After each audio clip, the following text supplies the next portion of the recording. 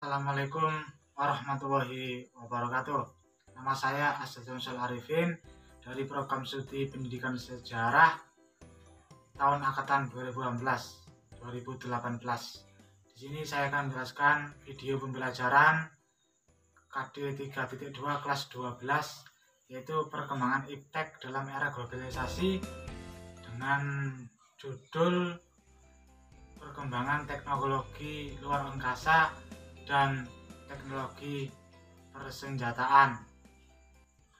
Baik, di sini yang akan saya bahas dan akan saya paparkan adalah mengenai materi yang cukup menarik, yaitu materi menganalisis sejarah serta perkembangan teknologi luar angkasa dan juga teknologi persenjataan. Kita tahu bahwa teknologi luar angkasa itu tentunya teknologi yang telah berkembang pada zaman dahulu, bahwa teknologi luar angkasa itu memang pada zaman dahulu itu yang pertama kali dilakukan, yang telah pertama kali mengorbit bumi, yaitu berasal dari Uni Soviet dengan pesawat Vostok 1, yaitu Yuri Gagarin. Lalu dilanjutkan oleh yang kedua, yaitu berasal dari Amerika Serikat yang mengeluarkan astronotnya. Yang kedua yaitu Alan B. Shepard dengan pesawat Mercury 1. Tentunya sebelum kita beranjak mengetahui tentang teknologi luar angkasa, setidaknya kita itu mengetahui apa sih pengertian teknologi luar angkasa itu. Bahwa teknologi luar angkasa itu adalah teknologi yang digunakan untuk pergi dan mengambil objek dari luar angkasa. Tentunya luar angkasa atau dikenal juga dengan antariksa itu adalah letaknya itu terletak di bagian luar atmosfer, yang merupakan hamparan kosong yang hitam dan tentunya hampa udara tanpa adanya oksigen seperti di bumi kita ini. Sebelum kita bicara lebih jauh, tentunya ada sejarah tentang perkembangan teknologi luar angkasa. Yang pertama kali yaitu oleh Jerman sekitar tahun 1930, bahwa pimpinan Wernher von Braun, bahwa ada seorang insinyur dan ilmuwan roket. Beliau itu bersama timnya berhasil menciptakan roket V2 atau agregat 4A4 yang digunakan sebagai senjata Jerman pada Perang Dunia II. Dan juga Jerman juga membuat Amerika Bomber Project, yang merupakan sebuah upaya untuk membangun pesawat yang dapat lepas landas dari Jerman. Kemudian bom tersebut menjatuhkan bom di Amerika atau sekutunya. Memang tentunya Jerman ini pada dasarnya itu kalah dengan sekutu, walaupun sudah berusaha semaksimal mungkin. Tentunya Jerman itu supaya Jerman itu tidak kalah dan tidak diambil oleh Uni Soviet, Jerman itu para pekerjanya itu dipekerjakan di Amerika Serikat seperti Manhattan Project. Banyak sekali para ilmuwan Jerman yang bekerja di Manhattan Project, fungsinya agar mereka tidak jatuh ke Uni Soviet. Oleh karena itu Manhattan Project ini dalam proyeknya menghasilkan bom-bom yang pada akhirnya itu yang digunakan untuk mengebom Jepang di Nagasaki dan Hiroshima. nama bom-bom tersebut yaitu yang digunakan oleh Amerika, yang ilmuwannya itu yang mengerjakan bom ini adalah ilmuwan Jerman, yang dijatuhkan di Hiroshima bernama bom Little Boy. Yang dijatuhkan di Nagasaki bomnya bernama Fat Man. Tentunya setelah dalam perang dingin, tentunya di Uni Soviet dan Amerika itu mengajukan dominasinya untuk memperebutkan unjuknya kepada dunia luar, bahwa mereka itu dari Uni Soviet mendatangkan manusia pertama yang yaitu unjuk misi ke bulan. Ya, yang pertama dari Uni Soviet yaitu Neil Armstrong, dan juga dengan pesawatnya yaitu pesawat Apollo yang mendaratkan pertama kali di bulan. Tentunya setelah kita mengetahui tentang teknologi luar angkasa, itu memang sangat erat hubungannya dengan teknologi persenjataan, karena memang teknologi luar angkasa yang berhubungan dengan persenjataan, yaitu karena pertama kali ruang angkasa yaitu senjata roket yang digunakan senjata untuk menghancurkan musuh dalam jarak jauh.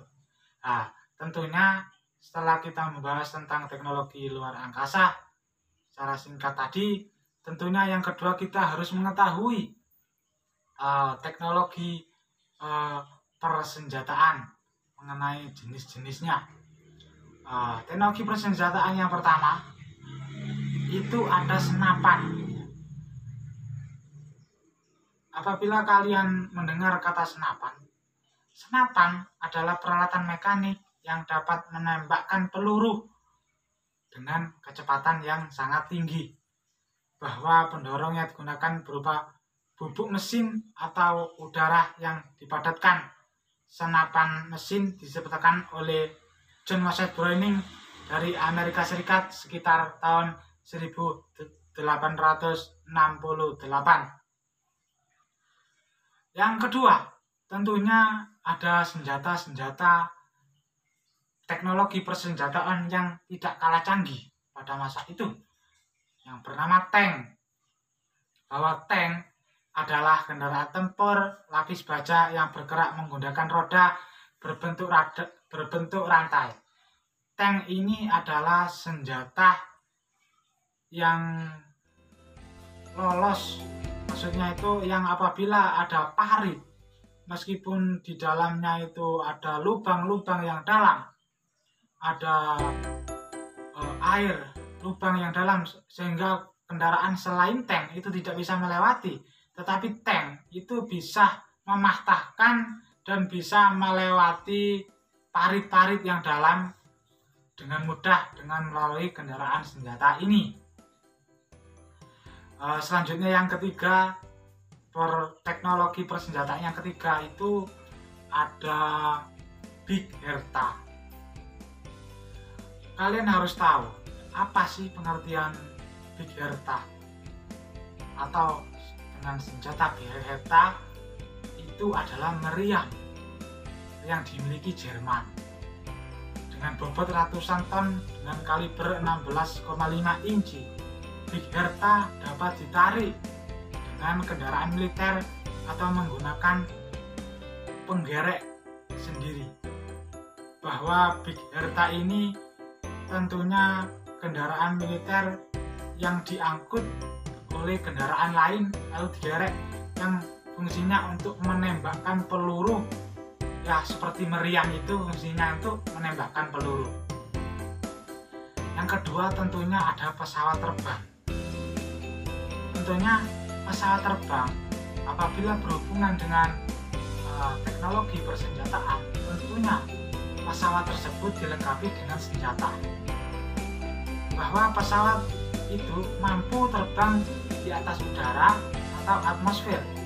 Pada mulanya memang pesawat terbang ini tidak dilengkapi senjata, melainkan hanya digunakan untuk mengintai musuh dan komunikasi.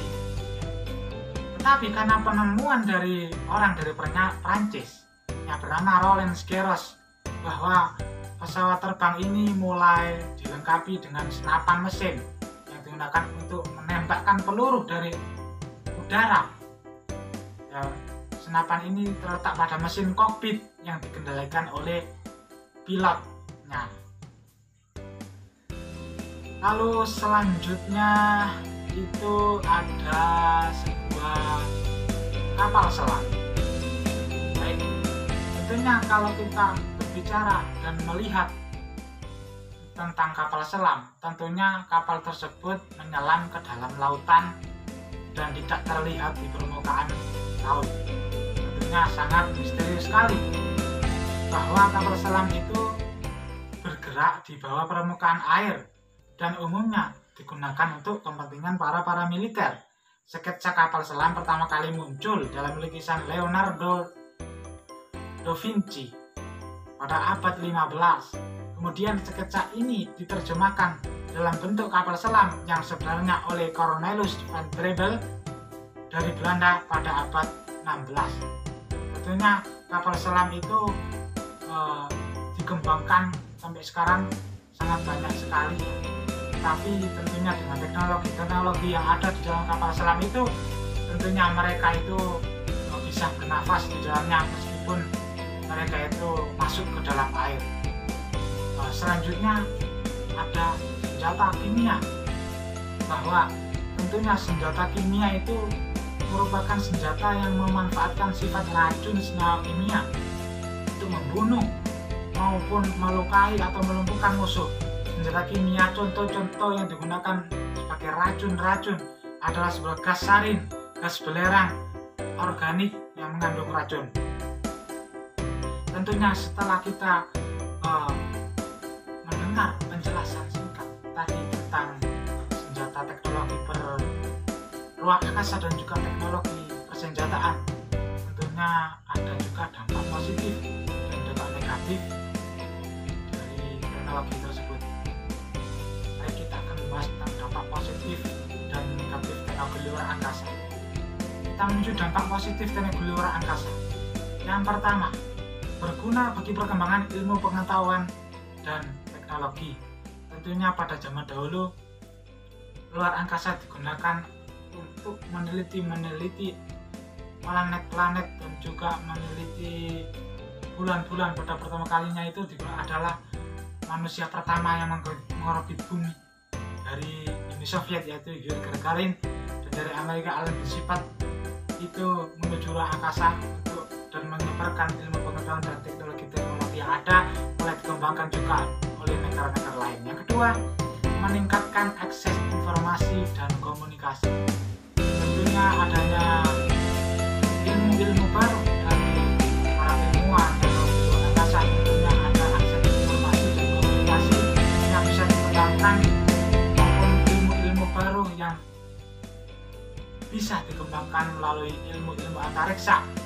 Tentunya yang sampai sekarang yang sangat terkenal dan sangat maju adalah NASA. Ada antariksa Amerika Serikat, itu sangat terkenal sekali dalam luar angkasa. Yang ketiga yaitu melahirkan jenis usaha baru yang bergerak di bidang luar angkasa.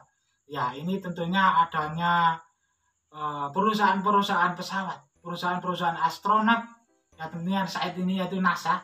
Tentunya ada pesawat-pesawat yang diperjualbelikan seperti yang saat ini ada diikuti oleh Jepang, diikuti oleh Cina, Korea Utara, yang sangat banyak rudal balistiknya yang digunakan untuk ke luar angkasa.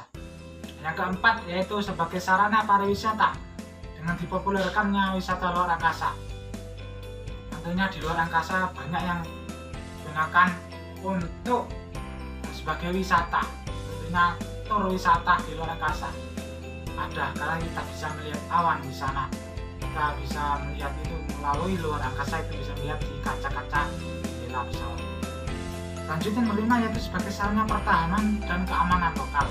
Tentunya setiap militer suatu negara itu adanya keamanan, tentunya ada pesawat terbang, entah itu helikopter atau apa, dan tentunya setelah dikembangkan oleh ilmuwan dari Prancis, tentunya pesawat terbang itu ada teknologi senapan yang digunakan untuk menembakkan peluru dari luar angkasa. Baik, selanjutnya kita menuju ke dampak negatif teknologi luar angkasa. Yang pertama, menciptakan potensi konflik atau perang antar negara.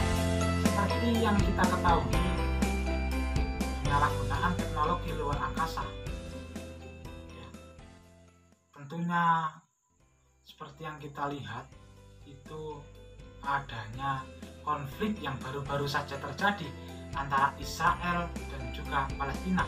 Tentunya teknologi luar angkasa di situ disalahgunakan. Mereka mulai mengirimkan pesawat-pesawat terbang yang isinya ada rudal-rudal yang digunakan untuk menghancurkan tempat tersebut.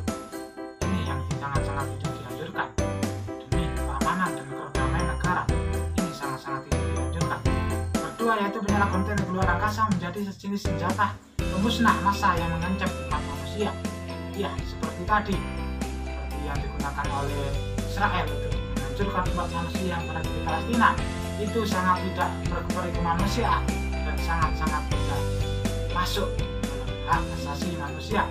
Ketika itu sering terjadi kecelakaan atau proyek gagal yang memakan korban jiwa. Tentunya seperti dalam NASA, tentunya tidak selamanya mereka sukses meluncurkan astronotnya ke luar angkasa. Terkadang ada kendali atau ada kecelakaan di luar angkasa, astronotnya mati, meninggal, dan itu sudah menjadi resiko yang harus berani ditanggung. Yang keempat, yaitu polusi luar angkasa yang diakibatkan menumpuknya sampah-sampah satelit di luar angkasa. Tentunya satelit itu tidak bertahan lama. Tentunya jika mereka sudah rusak, mereka akan menjadi sampah luar angkasa. Nah, mungkin bisa saja jatuh ke bumi. Selanjutnya yaitu penggunaan anggaran biaya yang dilakukan sangat besar. Ya, memang sangat besar penggunaan angkasa ini. Teknologinya itu memang biayanya sangat besar. Baik, selanjutnya itu dampak positif teknologi persenjataan. Yang pertama, berguna bagi perkembangan ilmu pengetahuan dan teknologi. Yang kedua, yaitu melahirkan jenis usaha baru yang bergerak di bidang persenjataan. Ya, seperti mortar, yaitu merupakan meriam, itu merupakan persenjataan yang bisa diperjualbelikan oleh negara-negara maju. Selanjutnya itu sebagai sarana pertahanan dan keamanan, baik lokal, nasional maupun internasional, itu digunakan untuk keamanan suatu negara.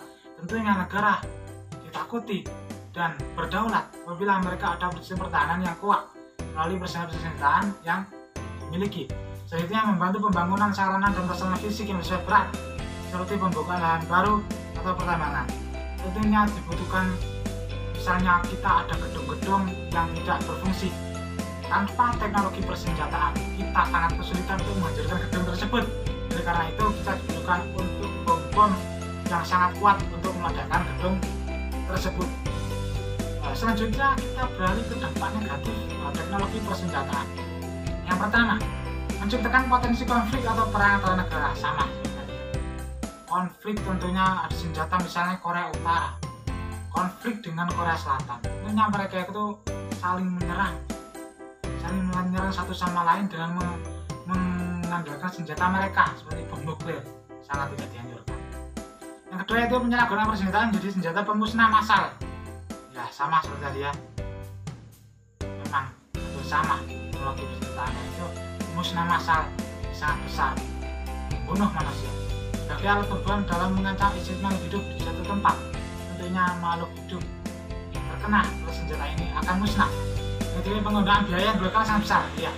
Penggunaan biaya pun juga sangat besar, sehingga kita apabila menggunakan bicara teknologi persenjataan, tentunya biayanya sangat besar dan itu merupakan resiko, sehingga kita dianjurkan untuk menggunakan teknologi persenjataan sesuai fungsinya dan sampai membuang-buang teknologi ini dengan keperluan yang sia-sia. Baik, ya, saya kira demikian penjelasan dari saya mengenai teknologi ruang angkasa dan teknologi persenjataan. Semoga teman-teman, para bapak-bapak dan juga saudara-saudara yang telah menonton video saya ini, semoga mendapatkan pemahaman baru yang tentunya bisa bermanfaat bagi Anda yang telah menonton video ini. Baik, mungkin ini saja video dari saya. Apabila ada penyampaian yang kurang jelas, saya mohon maaf besar-besarnya. Baik.